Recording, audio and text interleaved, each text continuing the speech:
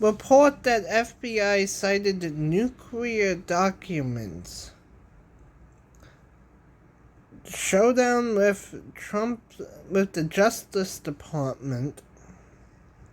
So one of former President Trump's people, either Secret Service or members of his inner cabinet, betrayed him and told the FBI about the nuclear documents that Trump should not have had when he left office.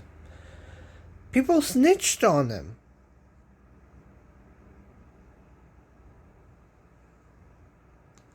If proven, when the Justice Department releases the search warrant rated today at 3 p.m., and it does say nuclear weapons documents, Trump could go to jail for having these classified information.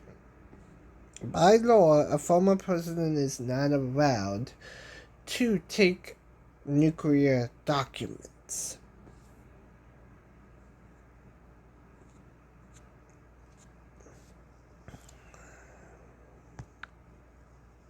All right, also developing overnight, potentially significant, very significant reporting by the Washington Post. This is what it says, quote, classified documents relating to nuclear weapons were among the items FBI agents sought in a search of former President Trump's Florida residence on Monday. That's according to people familiar with the investigation. Now, this could elevate the concern over these documents in an enormous way. Joining us now is Washington Post intelligence and national security reporter Shane Harris. He's part of the team that broke this story. Shane, thank you so much for being with us. Just explain more what you and your team found here. Well, what we understand is that among these classified documents that the FBI was searching for is documents related to nuclear weapons. Now, we're very clear in the story. We do not know whether that relates to U.S. nuclear weapons, the U.S. nuclear weapons arsenal or research, or information about the nuclear weapons of other countries.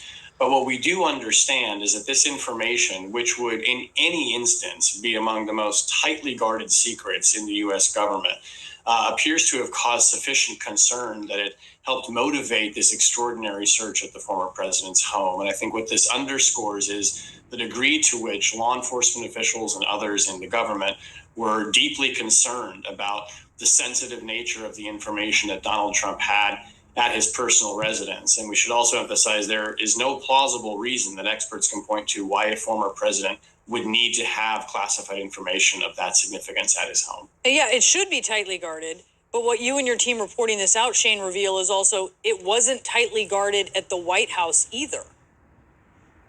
That's right. We've talked to former officials who served at senior levels in the intelligence community in the Trump administration who said that it was routine, that highly classified information was passed around and handled by people who did not have a need to possess it or to read it.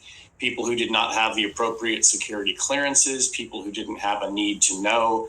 But among this information, one former intelligence official told us that they routinely saw was signals intelligence. We're talking about things like intercepted communications, potentially of foreign leaders.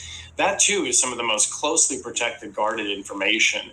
And the idea that it was flowing around freely among officials who didn't need to have it or didn't have the proper access to it starts to fill out a picture of just the kind of the sloppiness that many former officials say they saw in the Trump administration when it came to handling close protected secrets. So, Shane, one question that is being asked this morning, if the FBI believed or were seeking classified documents related to nuclear weapons at Mar-a-Lago, as you say, that would be so serious. The existence of those documents would be so serious. What took so long? When did they find out about these documents? Was it, when they knew about the 15 boxes months and months ago? Was it when they subpoenaed records? Why the search warrant? Yeah, that's a great question. We still don't know precisely when they learned this. But if you look at the sequence of events of how this unfolded, we know that there was a subpoena that was issued to President Trump back in June, which is essentially a request from the government that, saying, we think you have information, we need you to hand it back to us. It's a command of sorts, but it's asking nicely, if you want to think about it that way. It appears that this situation escalated, however, when President Trump, for again reasons we don't fully understand, did not return the information that the government made clear to him he needed to return.